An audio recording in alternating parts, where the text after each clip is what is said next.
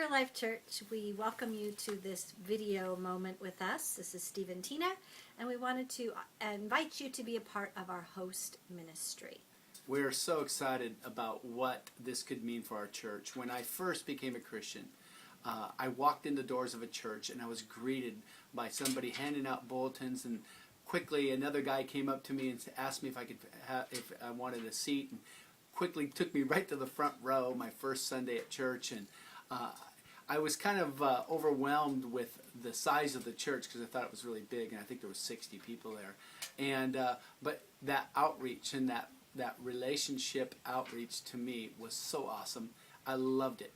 I can't tell you what kind of design was in the church. I can't tell you what kind of carpet, or I can't tell you much about anything about the church as far as what it looked like, but I can tell you about what I felt from the people. And they made me feel like $1 million. And that Sunday I gave my life to the Lord. I went forward, I gave my heart to Jesus, and I have never turned back. And it's all because of that welcome. And we want to create a ministry of people just like the guy that welcomed me in the door. And we'd like you to be one of those. We've chosen you because you're happy, friendly, and you carry the heart of Real Life Church. It's really important too, saying just that we all have days that are a little bit off. And if you're having an off day on your way to church on the day that you're to serve, we give you permission to bow out, because this is an ministry that being off wouldn't be the best for that. No grumpies. No. No grumpies. Another point is we're going to go over just some points of things that we've thought about in this ministry that's really important to know. It's important that you have a spirit of discernment and that you seek to understand others' body language. So somebody might walk in the door and they just have on their forehead it says, "Look at me, talk to me, I'm so happy." And the next guy on his forehead says, "Don't even say a word to me because I am not open." And both of those are okay, because the church is a place where we want you to come in whether you're happy or not. But we want to be able to read people's body language so that when we do greet them, if they are new, that we can sense if they want to be left alone or if they truly are looking for a friend. So both of those are okay. So that's really important. And some of those people are not going to be necessarily new people. They may have been coming for quite a while to Real Life Church, but they still need help with something.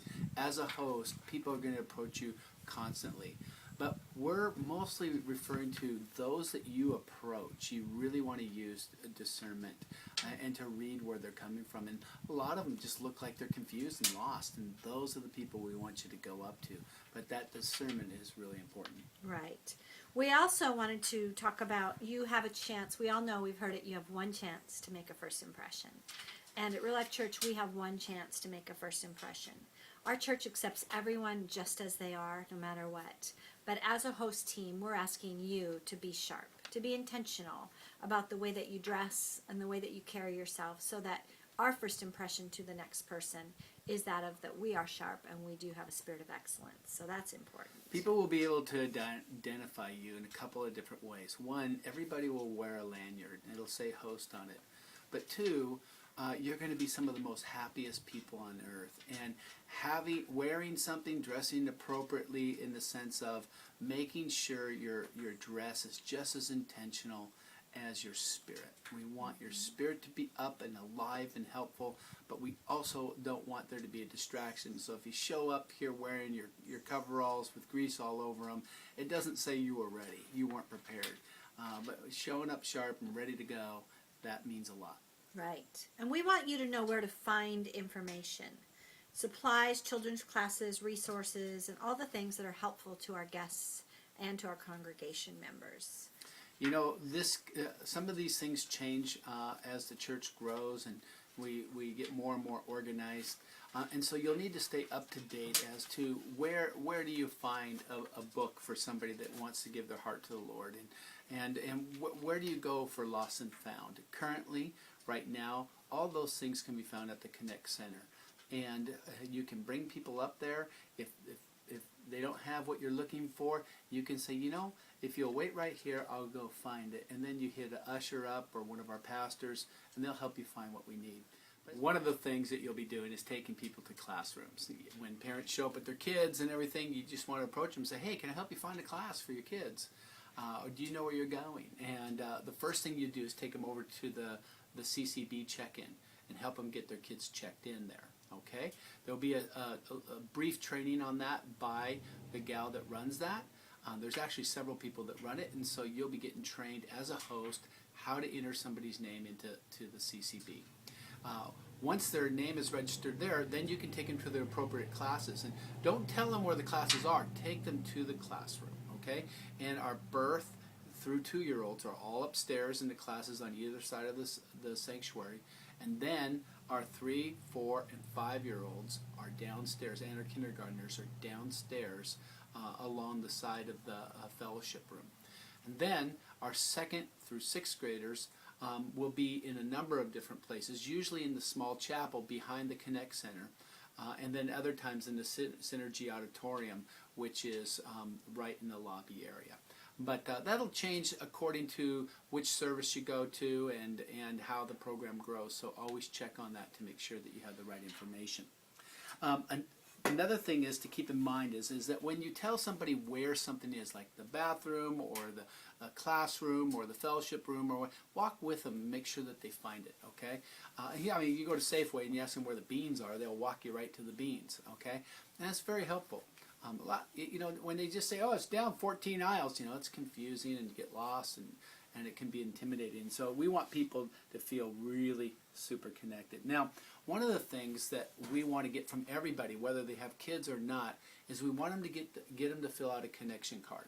That connection card will give us their information, and then we will get them on CCB, which is our Church Community Builder. That's like a database that keeps track of information on the family and the vital information that we need. And so if you're with somebody and they haven't filled out a connection card, make sure you get one. They're at the Connect Center. And as they fill it out, encourage them to write down the names and the ages of their children.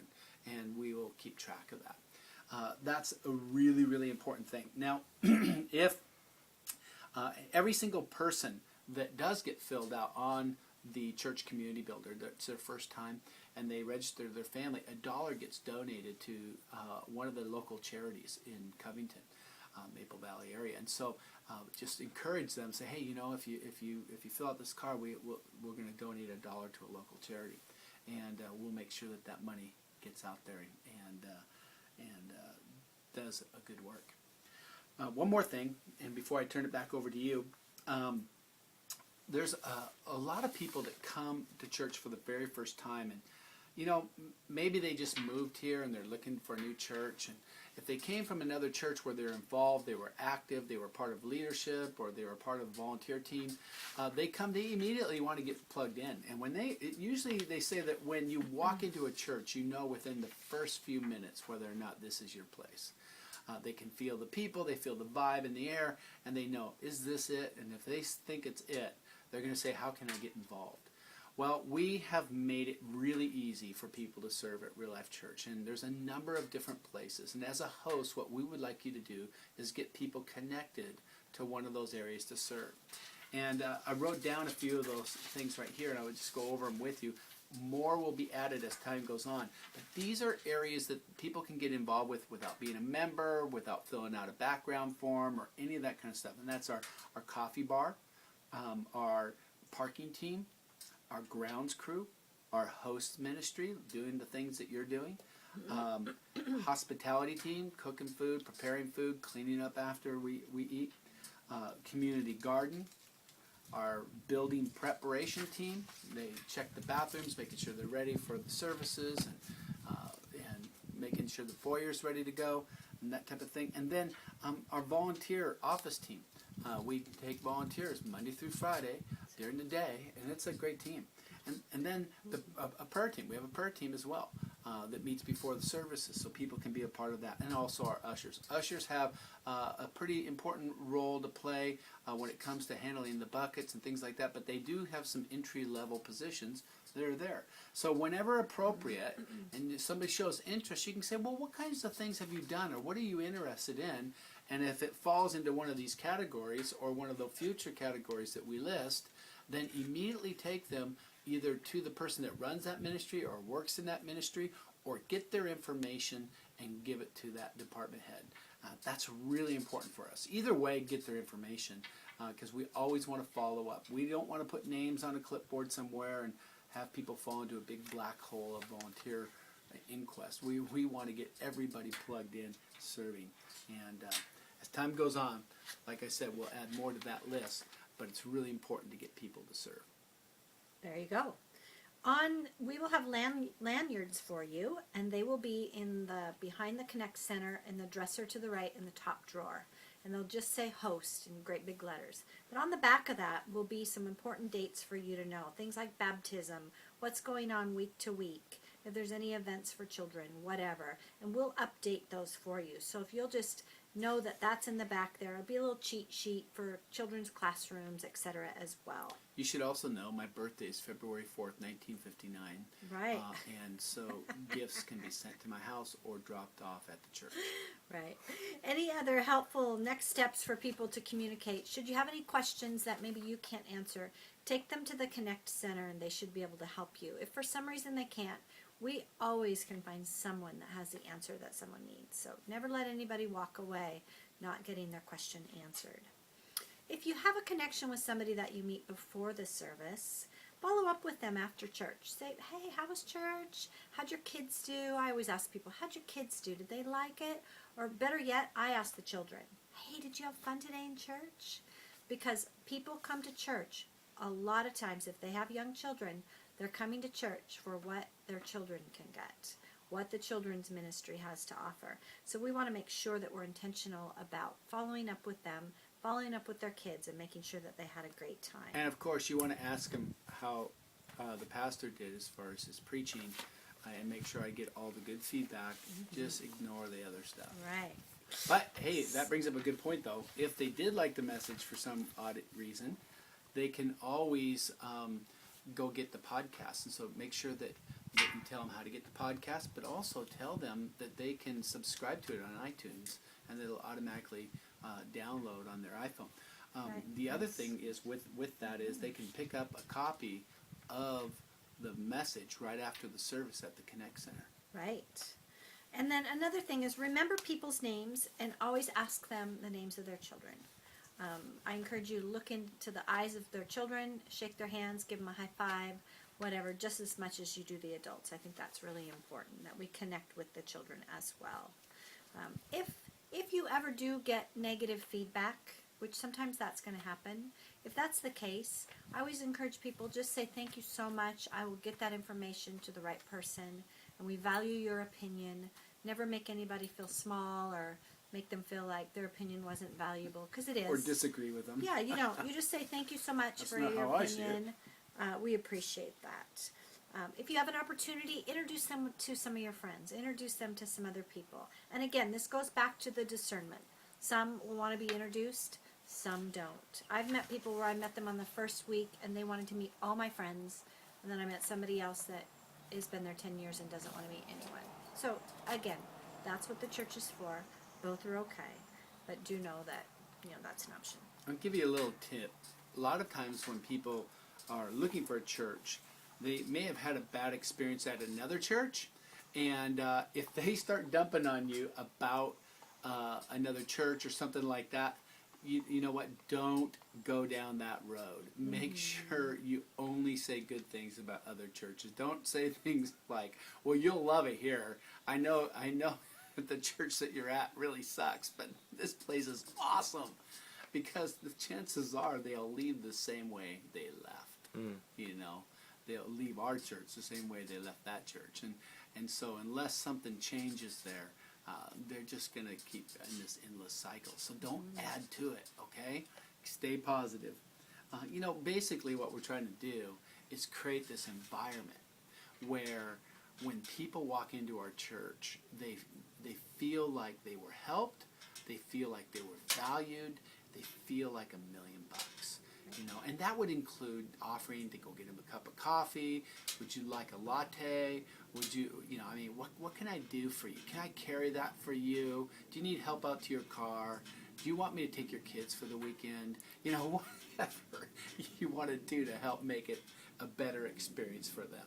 Right, and can I just add this too, is along those lines is I want to be sensitive again, back to the discernment of not overdoing it, because for me, my personality is if people just overdo it, to me it's almost as much of a turnoff as if someone was really rude.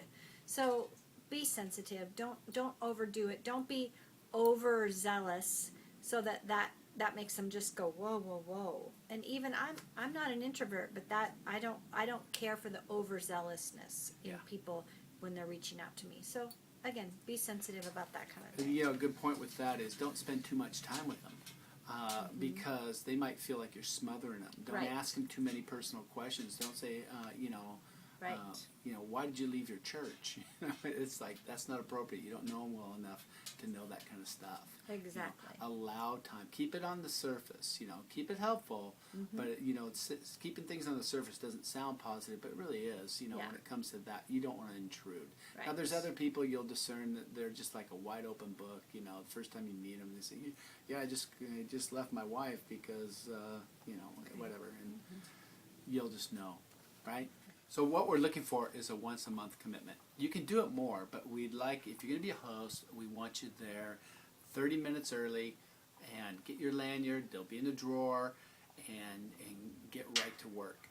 And if you want to do it more than once a month, you can, but minimum once a month.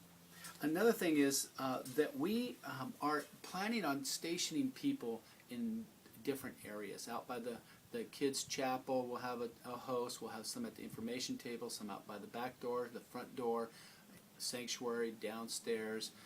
So as soon as you get in there, check with the host captain at the Connect Center, and then they'll tell you where they need you.